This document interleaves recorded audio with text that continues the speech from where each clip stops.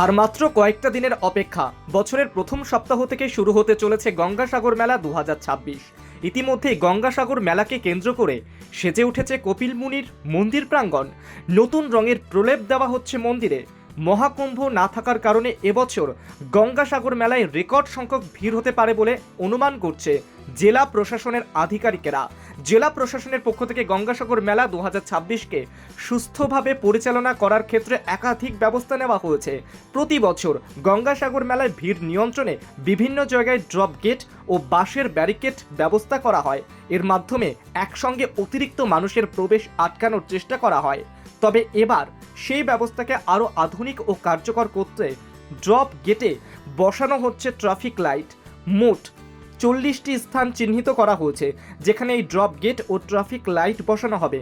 কাকদ্বীপের লট 8, সাগরদ্বীপের প্রবেশের গুরুত্বপূর্ণ পথ, কচুবেড়িয়া ঘাট, পাশাপাশি মেলা প্রাঙ্গণের একাধিক মোড়ে এই নতুন ব্যবস্থা কার্যকর করা হবে। ভিড়ের চাপ বাড়লেই নির্দিষ্ট সময়ের মধ্যে আলো লাল করা হবে যাতে মানুষের ঢল নিয়ন্ত্রিত করে রাখা যায়। ভিড় নিয়ন্ত্রণ করার জন্য 2500 সিভিক ভলেন্টিয়ার নিয়োগ করা হয়েছে। 5 লক্ষ টাকা করে বিমা করা হয়েছে। সিসিটিভি নাম্বার আমরা বাড়িয়েছি, আমাদের civil defence volunteer deployment number আমরা বাড়িয়েছি, ড্রোন থেকে যেটা মনিটরিং হয় ওটা আমরা নাম্বার বাড়িয়েছি। জাস্ট আপনারাও জানেন কি এবার আমরা এক্সপেক্ট করছি কি যত আমাদের পিলগ্রিমস এসছে লাস্ট ওর এবার হয়তো একটু বেশি হবে, যেহেতু লাস্ট ইয়ার কম ছিল তো ডেফিনেটলি এক ছিল, এবার আমরা বেশি লোককে এক্সপেক্ট করছি। যাতায়াতের সুবিধার জন্য 21টি জেটি তৈরি করা হয়েছে।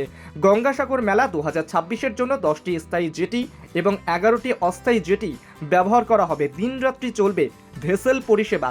ভেসেলে অত্যাধুনিক এন্টি ফকলাইট ব্যবহার করা হবে। আমরা ভেসেল মুভমেন্ট এনশিওর করতে পারি। লাস্ট ইয়ারও হয়েছিল, এবারও কিন্তু ইরিগেশন ভালো কাজ করছে।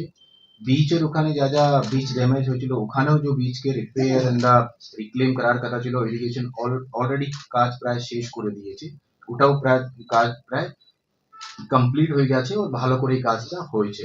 তো ইন শর্ট যেটা আমি বললাম আপনাদেরকে, মেলা প্রিপারেশন নিয়ে এন্টায়ার ডিস্ট্রিক্ট অ্যাডমিনিস্ট্রেশন ফুলি প্রিপেয়ার্ড আছে। গঙ্গাসাগর মেলায় যাত্রী সাধারণের পারাপারের জন্য 11টি বার্জ এবং 45টি ভেসেল এবং 100টি লঞ্চ ব্যবহার করা হচ্ছে। এর পাশাপাশি গঙ্গাসাগর মেলার জন্য বাড়তি ট্রেনের সুবিধাও রয়েছে। অপ্রীতিকর ঘটনা এড়ানোর জন্য মেলা প্রাঙ্গণে 1200 সিসিটিভি এবং 20টি ড্রোনের মাধ্যমে নজরদারি চালানো হবে 20 ঘন্টা। মেলা প্রাঙ্গণে 18টি অস্থায়ী দমকল বিভাগ নির্মাণ করা হয়েছে। সুষ্ঠু মেলা পরিচালনা করার ক্ষেত্রে গঙ্গাসাগর মেলা উপলক্ষে 5টি অস্থায়ী হাসপাতাল নির্মাণ করা হয়েছে। যত হসপিটালস আছে, যত পিএসসি আছে, সব জায়গায় কিন্তু আমরা ওদের এক টিম বানিয়ে রেখেছি। আমাদের 8 বাফার জোন আছে মেনল্যান্ডের মধ্যে। বাফার জোনের উপরেও কিন্তু আমরা আমাদের মেডিকেল টিম থাকছে, অ্যাম্বুলেন্স ডিপ্লয়েড থাকছে और प्रॉपर बफर जोन के मैप करा আছে विद द नियर बाई जो হেলথ ফ্যাসিলিটি আছে ওর সাথে। যদি কেউ অসুস্থ হয়ে পড়ে, যদি কোনো ইনসিডেন্ট ঘটে যায়, ইমিডিয়েটলি আমরা টেক কেয়ার করতে পারি। এর পাশাপাশি গঙ্গাসাগর মেলায় এসে অসুস্থ হয়ে পড়লে দ্রুত সেই পুণ্যার্থীদের স্থানান্তরিত করার জন্য ওয়াটার অ্যাম্বুলেন্স এবং এয়ার অ্যাম্বুলেন্সের ব্যবস্থাও রাখা হয়েছে।